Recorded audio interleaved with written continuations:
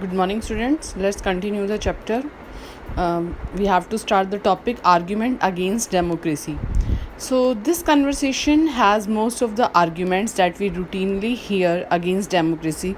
Let us go over some of these arguments.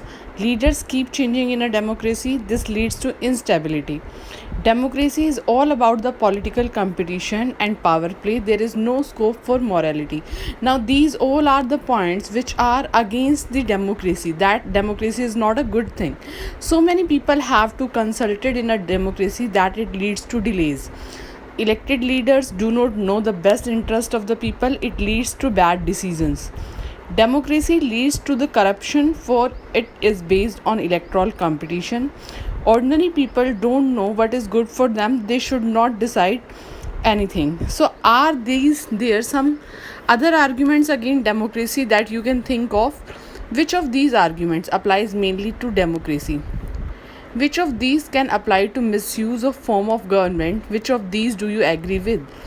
Clearly, democracy is not a magical solution for all the problems. It has not ended poverty in our country, in other parts of the world. Democracy as a form of government only ensures that people take their own decision.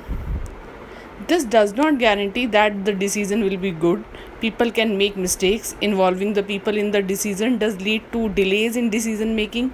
It is also true that democracy leads to frequent changes in leadership. Sometimes this can set back big decisions and affect the government's efficiency. So these arguments shows that democracy of the kind we see many not be the ideal form of the government, but that is not a question we face in real life. The real question we face is different. Is democracy better than other forms of government that are there for us to choose from? So now arguments for democracy.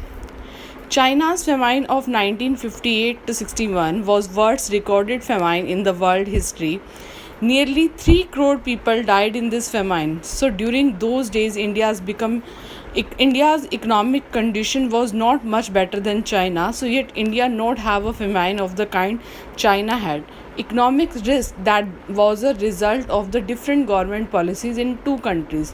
The existence of democracy in India made the Indian government respond to food scarcity in a way that the Chinese government did not. So they point out that no large scale famine has ever taken place in an independent and democratic country. So if China too had multi-party elections and opposition party and a press free to criticize the government, then so many people do not have died in the famine. So this example brings out one of the reasons that why democracy is considered the best form of government. Democracy is better than any other form of government in responding to the needs of the people. A non-democratic government may and can respond to the people needs, but it all depends on the wishes of the people who rule.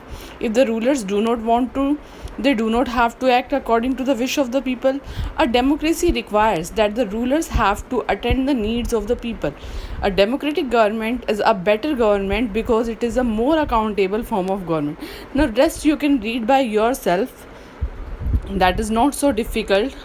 From the next page we will start tomorrow. You just cover this page, read it yourself and cover the previous pages also, and try to make the question answer of lesson based question answer you have to prepare. Like in the previous page you can make that what are the arguments for the democracy or against the democracy.